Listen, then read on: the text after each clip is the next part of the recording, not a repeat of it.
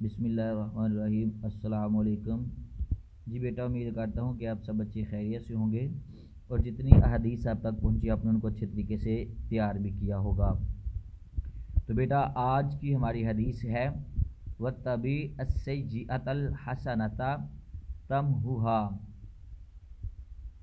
کہ اور برائی کے بعد اچھائی کرو تاکہ وہ اسے مٹا دے۔ اس حدیث کے پہلے حصے میں فرمایا کہ تم اللہ سے ڈرو جہاں کہیں بھی تم ہو۔ اس کے بعد اس حصے کا ذکر ہے جو اس سوال میں ہے کہ برائی کے بعد اچھائی کرو، یہ اس بدی کو مٹا دے گی۔ اس کے بعد فرمایا کہ تم لوگوں کے ساتھ اچھے اخلاق سے پیش آؤ۔ اس حدیث میں اس ضابطے کا ذکر ہے کہ برائی کے سرزد ہونے کے بعد اچھائی اس برائی کو ختم کر دیتی ہے، یہ نیکی اس برائی کا کفارہ بن جاتی ہے۔ اس ضابطے کو قرآن حکیم نے بیان فرمایا ان الحسنات یذہبن السیئات، کہ بے شک نیکیاں برائیوں کو ختم کر دیتی ہیں۔ تو بیٹا اس حدیث کے اندر ہم نے پڑھا کہ اگر انسان سے کہیں نہ کہیں دنیا کے اندر رہتے ہوئے برائی سرزد ہو جائے، کہیں وہ گناہ کا ارتکاب کر بیٹھے، تو بجائے اس کے کہ اس پر اکڑ دکھانے کی بجائے یا اس پر اکڑنے کی بجائے یا اس پر گھمنڈ کرنے کی بجائے یا اس پر اترانے کی بجائے کہ اللہ کے حضور سر بسجود ہو جائے، اس سے گناہوں کی معافی طلب کرے، تو اللہ کی ذات کیا کرے گی کہ اللہ کی ذات اس گناہوں کو ختم کر دے گی، اس برائی کو ختم کر دیا جائے گا۔ تو اگر انسان کہیں گناہ کر بیٹھے تو اس کے بعد اگر نیکی کی جائے تو نیکی جو ہے اس گناہ کو ختم کر دیتی ہے، اور انسان جو ہے پھر اس گناہ سے پاک ہو جاتا ہے۔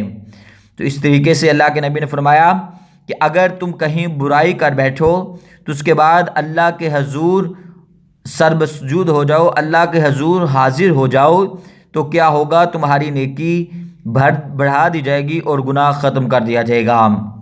ایک حدیث میں وارد ہے کہ اگر گناہ کے بعد ندامت اور خلوص دل سے ایک آنسو بھی ٹپک پڑے تو یہ آنسو خدا کو بہت ہی محبوب ہوتا ہے۔ رونے والی آنکھ پر اللہ نے دوزخ کی آگ کو حرام ٹھہرا دیا ہے۔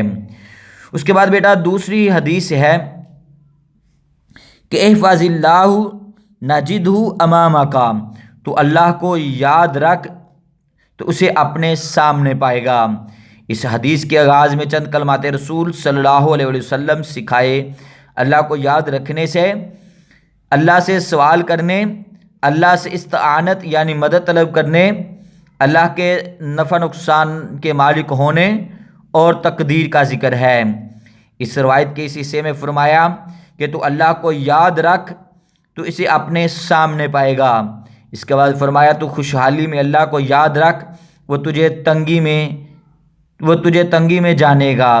اس کے بعد فرمایا جو تیری تقدیر میں ہے وہ ضرور تجھے ملے گی۔ اس کے بعد صبر کے ساتھ اور مدد اور تنگی کے ساتھ فراخی کے ضوابط کا ذکر ہے۔